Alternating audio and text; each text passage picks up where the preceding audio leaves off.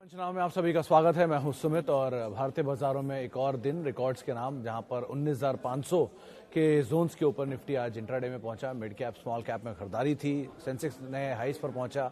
Nifty bank में एक अच्छा मूव आता हुआ दिखाई पड़ा और ऑब्वियसली आज वीकली एक्सपायरी थी तो शॉर्ट कवरिंग होनी ही थी और शॉर्ट कवरिंग तेजी की तरफ ही लेके जाना था ऑब्वियसली बात है, क्योंकि जो सिस्टम में थोड़े बहुत शॉर्ट्स थे उनको भी ड्रेन किया जा रहा है अभी तो। सो ऑटो, फार्मा, मेटल, ये सभी इंडिसीज में खरीदारी रही। रियल्टी अपने नए हाइस पर पहुंचा। एफएमसीजी में बिकवाली रही, थोड़ी बहुत फ्लैट टू नेगेटिव साइड पर। उसके अलावा 350 अंकों की बढ़त सेंसेक्स में। निफ्टी भी करीब करीब आधा वर्षन के आसपास के मूव के साथ बंद होता हुआ दिखाई पड़ा। स्मॉल कैप और मिड कैप दोनों में खरीदारी थी। फार्मा में अच्छा मूव देखने को मिला। रिकॉर्ड स्तरों पर कहीं जाकर निफ्टी सेंसेक्स दोनों बंद हुए। स्टॉक स्पेसिफिक स्टोरीज ज़्यादा थी तो आज सेक्टर वाइज टायर स्पेस में खरीदारी आज आपको दिखाई पड़ेगी। उसके अलावा सेलेक्टिव जो स्टॉक स्पेसिफिक स्टोरीज थी, जैसे के सीन में खबर ऑर्डर की या आरपीपी में खबर ऑर्डर की, टाटा पावर में खबर ऑर्डर की, तो उनका एक इम्पैक्ट देखने को मिला। Q1 के अपडेट्स के बाद प्रेशर में रहा। मैरिको, उज्जीवन में अच्छा मूव रहा। अदानी वेल और मिक्स रहा।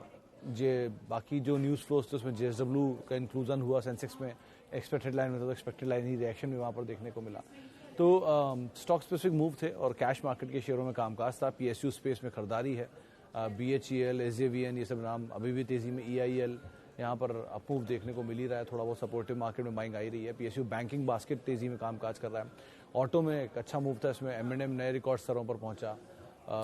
हीरो मोटोकॉर्प में लोअर लेवल से पुल बैक आया। इसके अलावा आइशर में आज फिर एक बार को प्रेशर देखने को मिला। 3200 के जोन्स के करीब तक आइशर पहुंचा।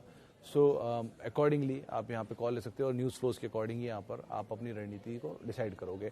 लेकिन इस समय जो अच्छा मूव देखने को मिल रहा है वो कैश मार्केट के स्टॉक्स में भी है और साथ साथ आपको जो ऑटो में news flows event based stocks हैं वहाँ पर भी बढ़िया मूव देखने को मिल रहा है।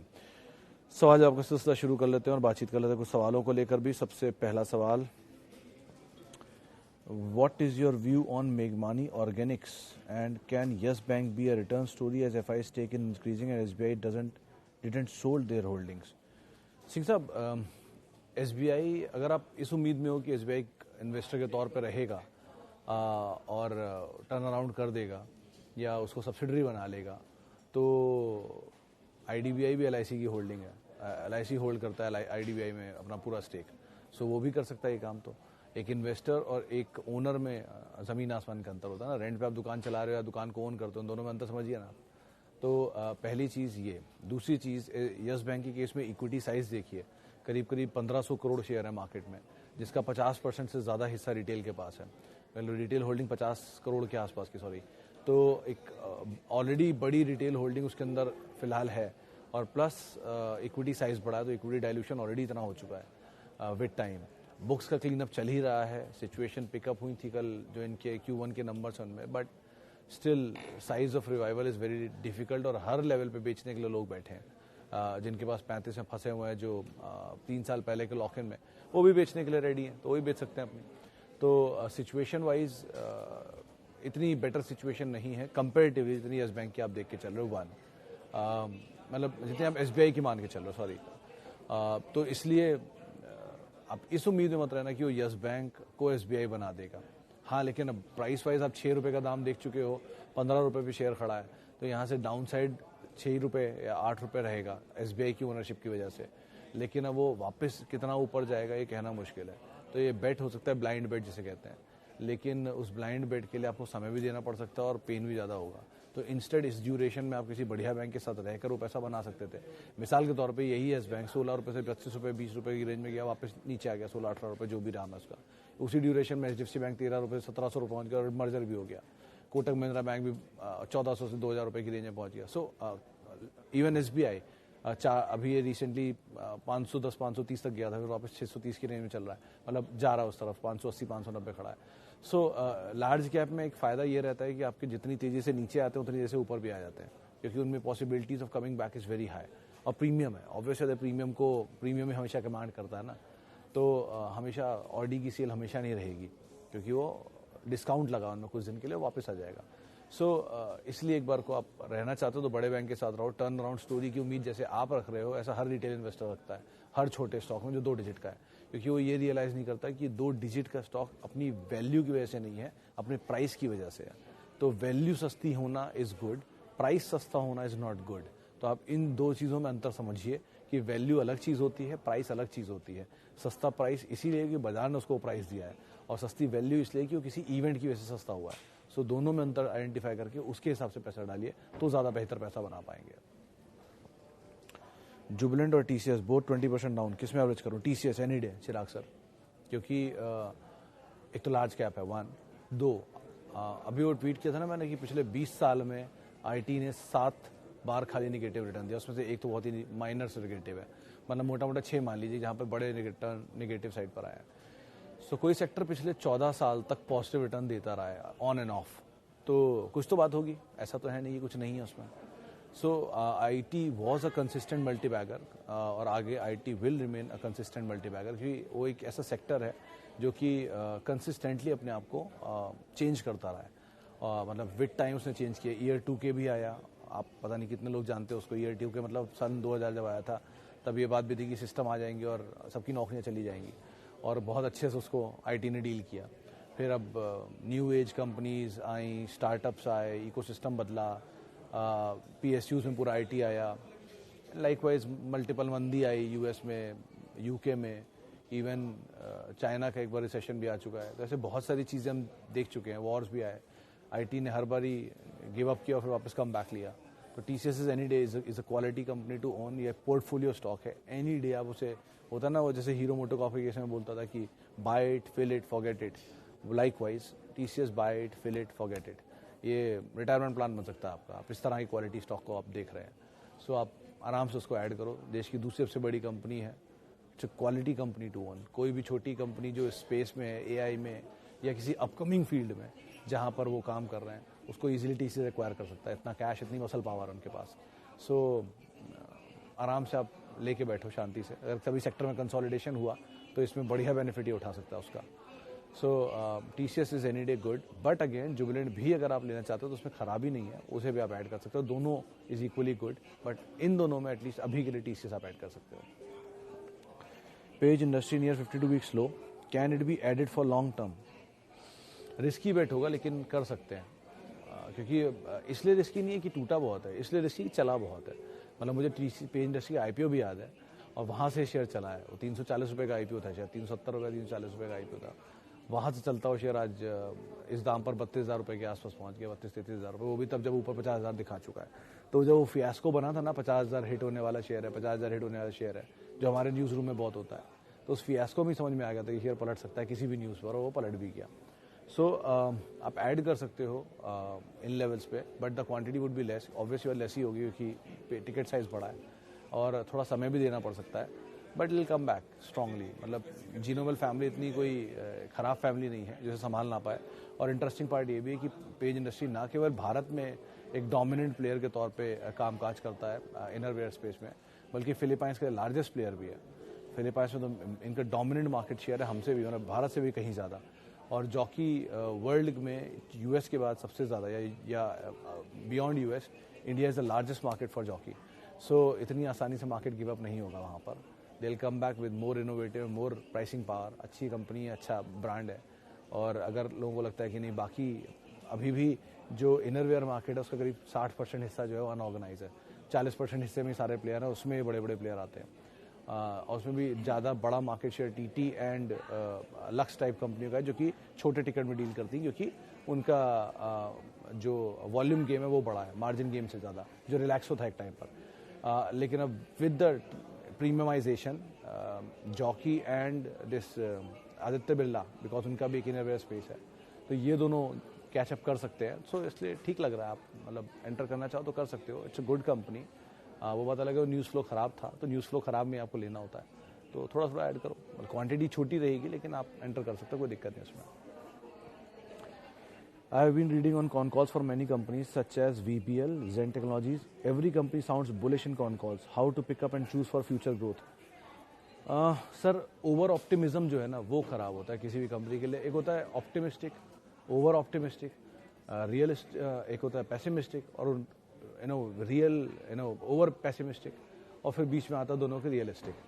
तो हर चीज़ को आपको मतलब बनाना इज़ द बेस्ट एग्जाम्पल। आप छीलोगे हर छिलका और उसमें पैसिमिज्म निकालते चले जाओगे और फिर जो बचेगा वो आपका ऑप्टिमिज्म रहेगा। तो एक रियलिस्टिक पिक्चर आपको निकालनी कि ठीक है, मैं मना नहीं कर रहा कि TCS is the best company, I know TCS is the largest company, I know अब सब कुछ अच्छा है, लेकिन फिर आती बात कि वैल्यूएशन सस्ते हैं कि नहीं। तो 2900-2800 पे वैल्यूएशन भी सस्ते लग रहे हैं, तो थोड़ा रियलिस्टिक दिखने लग गया है एटलीस्ट कि आप अब क्वालिटी को लेके एश्योर्ड हो इस कंपनी की, लेकिन प्राइसिंग को लेके एश्योर्ड नहीं। तो प्राइसिंग 2800-2900 में आपको एश्योरेंस दे रही है, तो वहाँ पर एंटर कर सकते हो। लाइकवाइज जहाँ प्रमोटर एंटर कर रहा है तो वहाँ रियलिस्टिक होगी पिक्चर कि अब यहाँ प्रमोटर एंटर कर रहा है तो हम भी एंटर कर सकते हैं। थोड़ा एक बार को आपको कॉन्फिडेंस आ गया कि वहाँ पर एंटर किया जा सकता है। So you have to be very realistic sometimes. आपको कभी कभी बहुत सारी चीज़ें ऐसी हंकी डोरी दिखेगी, जैसे सुजलॉन था 16 रुपये में कि फंड रेज होने जा रहा है, बहुत बढ़िया तेज़ी है, ग्रीन एनर्जी ये वो, बट समटाइम्स ठीक है हो जाएगा। जब ग्रीन एनर्जी की स्टोरी बन जाएगी, कंपनी एक्सपैंड करेगी, नंबर अच्छे आएंगे, प्रॉफिटेबिलिटी आ जाएगी, EPS जनरेट होने लग जाएगी, तब एंटर कर जाऊंगा, तब रियलिस्टिक है।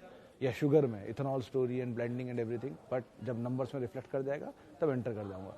तो रियलिस्टिक होना इज़ क्रूशियल। और आप कॉन कॉल सुनते हो तो विद टाइम आप जैसे जैसे सुनते रहोगे अपने आप ही आपको आइडिया लगने लग जाएगा कॉन कॉल में कितना वो रियलिस्टिक होते हैं। जैसे 3i इन्फोटेक की कॉन कॉल मैंने मल्टीपल टाइम सुनी है और हर बार वो नई ग्रोथ स्टोरी की बात होती है, लेकिन आज तक नहीं चली वो। तो ठीक है, होता है बहुत बारी, अच्छे पर्सपेक्टिव भी समझ में आते हैं उसमें बहुत सारे, लेकिन sometimes you have to be realistic. आपका गट भी बहुत इंपॉर्टेंट होता है मार्केट में, तो उसको भी आप अवॉइड नहीं कर सकते at least. View on Oracle, Deepak sir एक ही चीज़ बोलूँगा कि आप जितना नीचे स्टॉक को ले पाओ उतना अच्छा है। उसकी वजह है आपको डिविडेंड बेटर मिलेगा, ईल्ड अच्छी मिलेगी, और जितना ऊपर थोड़ा हल्का कर पाओ उतना अच्छा है। हल्का कैसे बोलो, जैसे मान लो आपने किसी बैड डे में 2700-2800 ओरेकल आपको मिलता है, आपने ऐड कर लिए 100 शेयर मान लेते हैं, तो 2,80,000 का माल आया, वो किसी फाइन डे ऊपर पहुँच गया 4500 सिर्फ एग्जाम्पल, या कैलकुलेशन के लिए 4800 मान लेते हैं, तो आपने 2,000 रुपये आपको पर शेयर मिल रहा है, तो 2,000 रुपये में आपकी कैपिटल का करीब 60% हिस्सा निकल आया है, या 50% से ज़्यादा हिस्सा निकल आया है। तो आप 50% हिस्सा निकाल दो और 50 शेयर अपने फ्री के छोड़ दो और 50 शेयरों का वेट करो। वो जब दोबारा नीचे कभी 2800 रुपया के आसपास मिले या 3400 रुपये के आसपास मिले या 3300 रुपये, मतलब 3500 से नीचे मिलना शुरू करे, वहाँ फिर से उसको ऐड करना शुरू करो और फिर ऊपर जब वो आए तब हल्का करो। विद टाइम क्या होगा, आपके पास वो ये बटाई छटाई में फ्री के शेयर ज़्यादा आ जाएंगे, वन, और प्लस आपको डिविडेंड फ्री के मिलते रहेंगे। विद टाइम में डिविडेंड देता रहेगा 150 रुपये, 200 रुपये, 150 रुपये, 200 रुपये, और डिविडेंड के थ्रू भी आप डिविडेंड और शेयर लेते रहो, तो आपकी कॉस्ट भी कम हो जाएगी और आपके पास शेयर भी आ जाएंगे। बिकॉज ये लार्जली रेंज का खेलने वाला प्लेयर है, जो पिछले 10-1 साल में हुआ है इसके साथ। अब वो बात अलग है, चलिए उसमें कोविड मान लो आप, या नोटबंदी मान लो, या जो भी रीज़न मान लो, लेकिन आया उसके बाद इसी रेंज में ही है। तो 2800 और ऊपर 5600 या 4600, और नीचे चलो किसी फाइन डे में 1700 भी देखा है इसने। लेकिन इस ड्यूरेशन में आप उसको रेंज का प्ले करो, पैसे से शेयर फ्री के निकाल लो और कैपिटल अपना रख लो। एग्जाम्पल था, बाकी आपकी क्वांटम आपके हिसाब से आप डिसाइड कर सकते हो, but it's a good company to own. 2006 से ये आईफ्लेक्स के नाम के बाद से ये ट्रेड हो रही है और ठीक कंपनी, अच्छा काम कर रही है, डिविडेंड पेइंग कंपनी है और ग्रोइंग कंपनी है, तो आप बने भी रह सकते हो उसमें। Any Q1 update and GR infra view, any Q1 update? Thank you Mohan sir, बहुत बहुत शुक्रिया हौसला अफजाई के लिए। AWL Q1 अपडेट, AWL का Q1 तो अच्छा ही है सर, पिछली बार मेरा Q1 अच्छा था, नंबर में कमज़ोर हो जाते हैं लोग क्योंकि मार्जिन कम है इनके। बट हैविंग सेड दैट, मुझे पता नहीं मेरा ये इंडिविजुअल गट कहता है कि अदानी समूह के शेयरों में अब शायद डाउनसाइड बहुत बचा नहीं है किसी भी, क्योंकि बहुत समय से रेंज में, पिछले 1 महीने का मैं स्टॉक देख रहा था, ऑन एन एवरेज सारे स्टॉक 4 से 5% टूटे हैं सारे स्टॉक, और वो उसी रेंज में ही कामकाज कर रहे हैं 1 महीने में। इतना शांत अदानी समूह के स्टॉक आमतौर पर नहीं रहते हैं, तो ये आमतौर पर एग्जिट देने के लिए यूज़ होता है। और जबकि अदानी टोटल, अदानी ट्रांस और अदानी ग्रीन, ये दोनों फंड रेस कर रहे हैं QIP के थ्रू, उसके बावजूद भी ये स्टॉक इतने शांत हैं। तो कुछ ना कुछ तो होगा, अब किस तरफ होगा पता नहीं, लेकिन होना तो चाहिए। तो जो रिस्की ट्रेडर हैं या थोड़ा रिस्क भी ले सकते हैं, वो इनमें जा सकते हैं, ऐड कर सकते हैं इन पोजीशंस को और वेट एंड वॉच मोड में रह सकते हैं। सो लग रहा है कि शायद चल जाए। बाकी नंबर्स के हिसाब से आप देख ही लेंगे कुछ दिन बाद। अदानी के नंबर पिछले बार के तो ख़राब थे, इस बार के देखते हैं कैसे, बेस लो है तो Q1 में अच्छे नंबर ही आने चाहिए। तो देखते हैं नंबर कैसे आते हैं, लेकिन Q1 के अपडेट जो है बेटर साइड पे देखने को मिले इस बार। Is it good time to buy Eicher motor? Chauhan साहब ज़रूर, यू कैन बाय। मतलब 3200 रुपये का स्टॉप लेके, आज मैंने एक सवाल पूछा था, ये हमने जान के मैंने सवाल पूछा था प्रशांत सावंत से कि क्या बाय किया जा सकता है आयशर मोटर को। उन्होंने कहा 3200 का स्टॉप लेके आप लॉन्ग कर सकते हो। मैं फिर भी और थोड़ा फंडामेंटल साइड रख दूं तो भी 3100 का स्टॉप लेके आप लॉन्ग कर सकते हो। रही बात कंपटीशन राइज होने की, चाहे बजाज से हो या फिर हीरो से हो, विद टाइम हर कंपनी के ऊपर स्ट्रेस आता है। हीरो पे आया था जब उसने ईवी लॉन्च नहीं की थी, बजाज पे आया था जब उसने ईवी लॉन्च नहीं की थी, और आयशर पे आज आया हुआ है। वहाँ से बजाज ने पुल बैक लिया और आज आपके सामने दाम है, वहाँ से हीरो ने पुल बैक लिया और आपके सामने दाम है, और अब इसका नाम है। कुछ दिन पहले यही मारुति 4000 रुपये में मिल रहा था, 4500 रुपये में मिल रहा था, जब बहुत स्ट्रेस हो गया था। सबके दिन आते हैं ख़राब। फोर्स मोटर के 600 रुपये थे कुछ महीनों पहले ही, या कुछ 6-8 महीने पहले, तो आज वो 2600 रुपया है। तो बुरे दिन में ही साथ दीजिए, अच्छे दिन में वो आपका साथ देगा। बुरे दिन में निफ्टी कंपनी है, आराम से आप ऐड कर सकते हो। It's a quality business. मुझे और आपसे ज़्यादा सिद्धार्थ लाल साहब को पता है, जिन्होंने 20 बिजनेस को बंद करके एक बिजनेस बनाकर टर्न अराउंड किया इस कंपनी में, और एक मासिव टर्न अराउंड किया है। टर्न अराउंड नहीं है, मासिव। क्योंकि मैं आयशर को तब से देख रहा हूँ जब ये 400 रुपये प्री एडजस्टमेंट होता था, फिर 400 का शेयर खिंच के गया वो 5 डिजिट में, और 5 डिजिट का शेयर स्प्लिट होने के बाद अब 4 डिजिट में आप देख रहे हो। मैं उस समय से आयशर को देख रहा हूँ। पहली टर्न अराउंड स्टोरी जब इनकी हुई थी, जब ये टेक्सटाइल बिजनेस के अंदर भी थे, बहुत कम लोग ये बात जानते हैं कि Eicher was into textile business और मल्टीपल एंसिलरी बिजनेसेस के अंदर थे, जिनको बंद किया गया। और उसमें भी जो सिद्धार्थ लाल के फादर थे, उन्होंने अलाउ भी नहीं किया था इनको करने के लिए, लेकिन बहुत रिक्वेस्ट के बाद फिर उन्होंने टर्न अराउंड की एक इच्छा जाहिर की थी, और बोर्ड मेंबर्स ने बड़ी मुश्किल से उनको टर्न अराउंड करने का फैसला दिया था। और टर्न अराउंड स्पेशलिस्ट हैं, और आप खुद ही अंदाज़ा लगा लो कि जिस आदमी ने पैशन के तौर पे रॉयल एनफील्ड को चलाया और 90% मार्केट शेयर ओन करता है स्पेस में, डोमिनेंट प्लेयर है 40% के मार्जिन के साथ, इस तरह के पैशन के साथ करने वाले काम में कम बैक आएगा, आना चाहिए आइडियली तो। और चाहे वो उसमें हार्ले डेविडसन सामने खड़ा हो, क्योंकि एक ज़माने में हार्ले डेविडसन को एक्वायर करने की बात कर रहा था आयशर, और दूसरी तरफ सामने खड़ा हो चाहे ट्रायम्फ। तो ये ट्रायम्फ और हार्ले पहले भी थे, वो बात अलग है। बाइक्स अब इस रेंज में आई हैं, लेकिन ठीक है, Eicher knows well how to handle all these things, so they'll do it. Don't worry about it. Okay, Tata power hold कर सकते हैं त्यागी सर, ऑर्डर अच्छे मिल रहे हैं, पिकअप आना चाहिए, नंबर्स अच्छे आ सकते हैं, तो आप इसको होल्ड कर सकते हो एटलीस्ट। बीएससी के बायबैक के केस में सर बायबैक प्राइस अच्छा है, अनुमान था 750 रुपये का, 810 रुपये का आया है, टेंडर रूट भी है, तो आप अभी के रेट पर बाय करके बायबैक में टेंडर भी कर सकते हो। अगर टेंडर नहीं भी हुआ तो भी कंपनी गुड टू गो है। आप अगर ड्यूरेशन दे सकते हो तो आप होल्ड भी कर सकते हो, क्योंकि नॉन लिस्टेड मार्केट में एनएससी के शेयर में अच्छा प्रीमियम आ रहा है। बीएससी के शेयर में भी एक्सपेक्ट किया जा रहा है कि पिकअप आना चाहिए। आप एटलीस्ट होल्ड तो कर सकते हो, और अगर आप चाहो तो नीचे यहाँ पर बाय करके ऊपर बायबैक में टेंडर भी कर सकते हो पार्टिसिपेट करके। Lemon tree, BPCL, Biocon, rain industry, Indus tower, बाप रे बाप। ताकि सर इंडस टावर में कुछ न्यूज़ फ्लोज हैं, वोडाफोन की फंड रेजिंग की खबर आ रही है, अगर वो हो गई तो इंडस में अच्छी तेज़ी आ सकती है। वैसे भी रॉक बॉटम प्राइस पर है, तो अभी यहाँ से डाउन साइड तो लिमिटेड है। एक रेन इंडस्ट्री भी गुड टू गो है, होल्ड कर सकते हो, थोड़ा ऐड भी कर सकते हो। बायोकॉन एक ऐसे, मुझे पता नहीं कि आपने किस भाव पे खरीदारी की है, लेकिन बायोकॉन अगर 280 की रेंज में किसी की खरीदी हुई है, 305, 310 में भी खरीदी हुई है, तो वो भी होल्ड कर सकता है। कंपनी ने जो बिजनेस रिसेंटली सिंजिन ने एक्वायर किया है, ये सिंजिन के लिए इफेक्ट करेगा, और सिंजिन का इफेक्ट बायोकॉन पे आएगा, पेरेंट उनकी को। तो ठीक है, वो भी कंपनी अच्छी है, पुरानी हिस्ट्री पर चला हुआ स्टॉक है, वैल्यूएशन महंगे है, लेकिन ठीक कंपनी है अदरवाइज। और लेमन ट्रीज अगेन पता नहीं किस भाव पे आपकी खरीदा। बीपीसीएल इस डिविडेंड पे और ओएमसीज फ्लेवर में भी आया, लेकिन इसमें सबसे ज़्यादा इस समय जो जानकार मान रहे हैं आईओसी बेटर साइड पर, एंड एचपीसीएल अगेन। एचपीसीएल में कुछ बड़े फंड्स या बड़े निवेशकों की खरीदारी हो रही है, तो ये दो ज़्यादा बेटर नाम ओएमसीज में दिख रहे हैं। लेमन ट्री से अच्छा इंडियन होटल है, बट ठीक है, इस सेक्टर में और दूसरा कोई बड़ा नाम नहीं है जिसको आप होल्ड कर पाओ। तो लेमन ट्री क्योंकि एक्सपेंशन ज़्यादा अच्छा कर रहा है, और इनका नया जो होटल खुलने वाला है वो मुंबई में एयरपोर्ट के सामने, वो प्रीमियम होटल है इनका, उसके साथ ही प्रीमियम में एंट्री कर देंगे सितंबर में। और G20 समिट वैसे ही सामने खड़ा हुआ है, तो इंडिया पाकिस्तान के मैच एंड ये वर्ल्ड कप की स्पॉन्सरशिप भी इंडिया के पास है। दोनों रीज़न भी अच्छे हैं आप होल्ड करने के लिए होटल स्पेस में, तो बने रहो। एटलीस्ट सारे के नाम ठीक है आपके, बट जहाँ जहाँ थोड़ा थोड़ा पैसा भी मिलता रहना, वहाँ निकालते रहना, क्योंकि कैश पे आना भी ज़रूरी है इस बाजार में। कैपिटल प्रोटेक्ट करना और कैपिटल निकाल के अपनी फ्री रखना, ये ज़रूरी है, आगे मौके मिल सकते हैं। Okay, can we add Reliance Industries? Of course Gara Singh sir, you can add Reliance industries.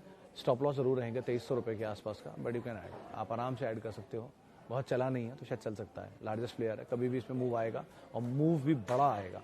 जरा वैसे भी 2 दिन में काफ़ी आ चुका है, लेकिन नीचे मिल जाए तो और ही अच्छी बात है।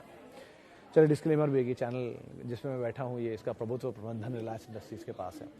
फिलहाल अब इतने सवालों में शामिल करूंगा। माफ़ी उन सभी लोगों से जिनसे बातचीत नहीं हो पाई। बहुत बहुत शुक्रिया उन सभी लोगों का जिन्होंने सवाल पूछे। आप मेरे साथ जुड़ सकते हो ट्विटर, इंस्टाग्राम, यूट्यूब, थ्रेड, इन सब पे, और सबका एक ही आईडी है @सुमित रिसर्च, जिस पर आप जुड़ सकते हो।